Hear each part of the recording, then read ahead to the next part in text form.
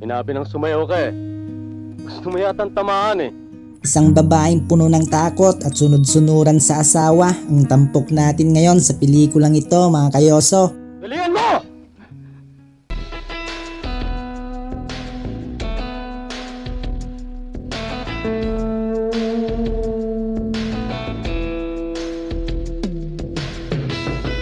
Ani mo isang simple at tahimik na lugar ngunit puno pala ng misteryo.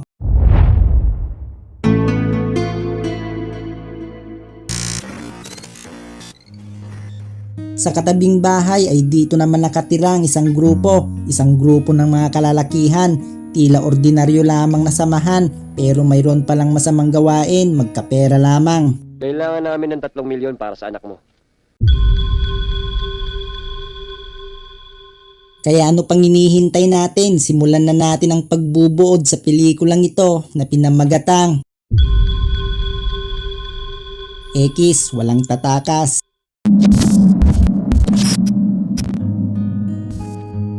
Kidnap for ransom, ika nga nila, at ang leader sa grupo ay itong si Alvaro. Itong si Eliseo naman ang pinakamatanda sa kanila, habang ang pinakabata ay itong si Eman na siyang nerbyoso at minsan dinadaga pa sa dibdib. Itong si Pitong naman ang pinakamakulit sa grupo. Ang pinakamasama naman sa kanila ay itong si Roger, reklamador at feeling leader. At ang panghuli ay itong si Jin na bago lang sa grupo. Sinama lang siya ng pinsan niyang si Alvaro. Si Jin lang ang pinakamabuti sa kanila, tahimik lang ito at kapag nagkakasagutan ng mga kasama, hindi siya nakikisawsaw at hinahayaan na lang sila. Pero sa kabila nito, Dolor! may sikreto din pala itong tinatago. Bebot pala niyang maganda at makinis nilang kapitbahay. Iyamin nun. Dolores o Dolor ang kanyang pangalan. Sobrang lungkot ng kanyang buhay. Kung alam nyo lang, ni hindi nga ito lumalabas ng bahay. Pinagsisilbihan lang ang salbay nitong asawa na George ang pangalan. Yun sigurong dahilan kung bakit pumatol ito kay Jin. At kung may pagkakataon ay lihim pang nakikipaggenggengan na talaga naman. May naging usapan na sina Jin at Dolor patungkol sa plano na nilang pagtakas. Gusto nang gawin iyon ni Dolor dahil matagal na niyang gustong layuan at iwan ang kanyang asawa. Pero para kay Jin, may importante pa raw itong tatapusin at yun nga ay ang makuha muna ang perang magiging parte niya sa grupo.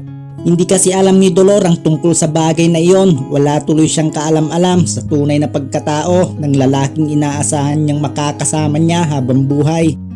Dumating na ang araw na pinakahihintay na ng grupo, ang makuha na ang 3 milyong piso kapalit ng buhay ng kanilang bihag. Ito na rin yung araw na matagal na din pinakahihintay ni Dolor dahil sinabihan na siya ni Jin na aalis na daw sila pagsapit ng gabi. Kaya heto siya ngayon at nag-e-empake. Tanging si Pitong lang ang naiwan upang magbantay. Kaya habang inip na itong sina Roger sa paghihintay ay kabaliktaran naman dito kay Pitong dahil sa pagdating ng isang maganda at sexing babae. Siya si Weng na extra lamang dito sa pelikula. Ang papel lang niya ay upang paligayahin itong si Pitong na magiging dahilan naman upang magkaroon ng pagkakataong makatakas ang kanyang binabantayan. Bembang nga naman, pero mabuti na lamang ito'y kanyang natunugan. Lagot tuloy sana siya kina Alvaro kung hindi niya lang ito agad napigilan. Batid na nina Roger na ang pera na nila ang laman ng bag na nilalagay ng isang tao sa may basurahan. Gusto naman na sana itong puntahan at kunin ni Eliseo, ngunit mabilis naman itong pinigilan ni Alvaro. Huwag daw silang pakakasiguro dahil hindi nila alam ang takbo ng utak ng kanilang biktima. Dahil doon ay hinintay nilang magdilim bago sila kumilos. Sina Jin at Eliseo na ang nakatoka upang kunin ang pera. Kaya lang ang hinala ni Alvaro kanina ay totoo nga dahil kitang-kita na ni Roger na may mga pulis palang nag-aabang at nakatutok sa kanila. Mabilis siyang kumilos at sinesenyasan na sina Jin at Eliseo. Kaso hindi siya maaninag ng mga ito dahil sa lakas ng ulan. Hanggang sa mga corner na nga sila ng mga pulis at wala nang nagawa pa itong si Eliseo kundi ang sumuko.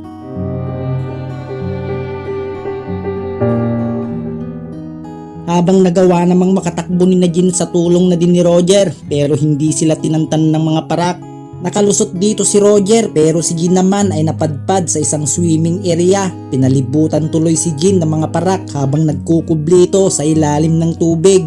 Ngunit dahil isa siya sa mga bida ay makakaligtas siya dahil isa-isa niya ang mga ito na mapapatumba.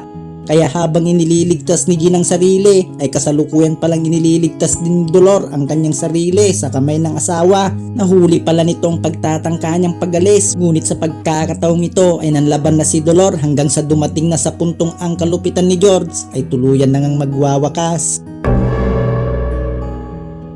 Ang lahat ay nakaligtas maliban nga lang kay Eliseo. Dakdak naman ng dakdak itong si Roger dahil sa kapalpakan ng mga kasamahan. Si Jean ang pinaginitan dahil sinesenyasan na nga hindi pa raw niya maintindihan. Hindi pa nalulutas ang problema ay bumungad na naman kay Jean ang isa pang aalalahanin niya. Wala naman siyang magagawa kundi ang tulungan si Dolor na mailigpit ang kalat upang walang anumang makitang ebidensya. Kaya habang mahimbing na natutulog ang mga kasama niya, gamit ang kotse nila ay tatakas na sana sila. Ganoon sana kaya lang nasa trono pa pala itong si Pitong at narinig ang pag-andar ng kanilang sasakyan. Dahil bistado na sila, hindi na pinilit pa ni Jean ang tumakas pero dahil gustong magsumbong nitong si Pitong, dito na kumilos si Jean at mabilis na niya itong pinatahimik ng tuluyan. Kinabukasan, pilit na nilang binubuksan ng likod ng sasakyan. Hindi na nila mahagilap si Pitong kaya pinagdududahan na nila itong tumakas na pati ang susi ng sasakyan nila ay tinangay pa. Samantalang may mga lalaki naman ang naghahanap na kay George. Kinikilabutan na tuloy si Dolor habang tinataguan ng dalawang lalaking naghahanap sa kanyang asawa.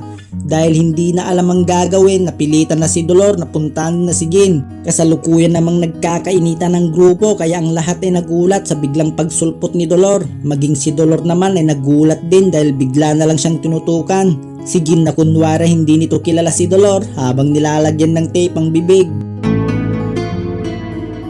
Dahil sa tawag ng laman na talaga naman, si Roger ay hindi na nakatiis dahil sa kutis na makinis. Hindi pa nakontento, kapal ng mukhang pinakita pa ang singliit ng kwitis. Pero mabuti na lamang at napigilan ito ni Jean kaya muli na namang magkakainitan ang dalawa.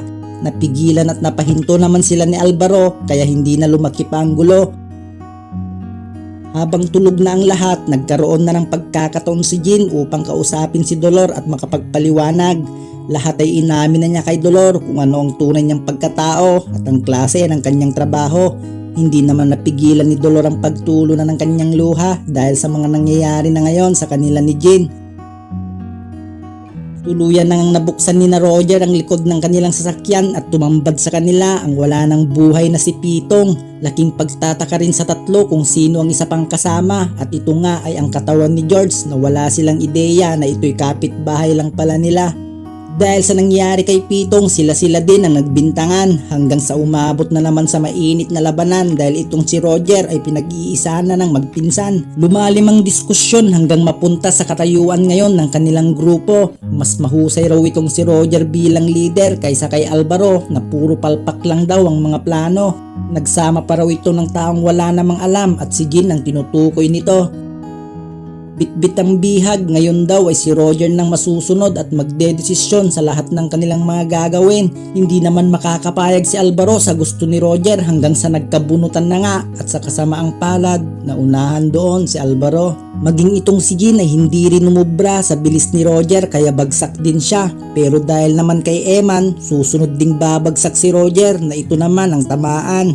Dahil sa mga sunod-sunod na putok, nakialam na din ng mga lalaking naghahanap kay George pero bale wala lang naman sila kay Eman pero sa bandang huli ay tinamaan din naman. Hindi gaanong napuruan si Roger kaya nasa peligro ngayon ang buhay ni na Dolor. Pero handa namang itaya ni Jean ang sarili, mailigtas lamang ang pinakamamahal niya, yun no. Ganon sana kaso nakaabang na pala si Alvaro sa gagawin ni Roger kaya inunahan na niya ito. Pagkatapos ay hindi na rin niya nakaya pa at sumunod na rin niyang nilisan ang mundo. Gusto namang tumakas ni Jean kasamang bihag at ni Dolor pero wala na silang pwedeng daanan dahil napapaligiran na sila ng mga pulis. Dito na nagmamakaawa si Dolor kay Jean upang sumuko na ito ng maayos. Tumulo na din ang luha sa mga mata ni Jean pagkatapos ay maingat itong lumabas ng sasakyan kasama ang bihag. Isinuko na ni Jean ang bihag ngunit ang sarili ay hindi pa. Pinapakiusapan tuloy siya ng mga pulis na ibabaraw niya ang kanyang sandata kaso parang wala lang naman siyang naririnig. Ilang pakiusap na ang nangyari pero hindi pa rin sumusunod si Jin, kaya dito na nagdesisyon ang mga parak at pinaulanan na nila ang taong inakala ni Dolor ay makakasama na niya habang buhay.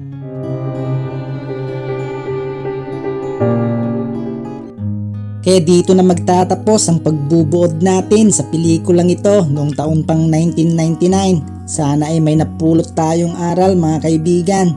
Paki-like na din ang video kong ito at mag-iwan din ng comment kung kayo man ay may mga katanungan. Para naman lagi kang updated sa mga susunod ko pang video ay mag-subscribe ka lamang sa channel kong ito, Misteryoso Recap.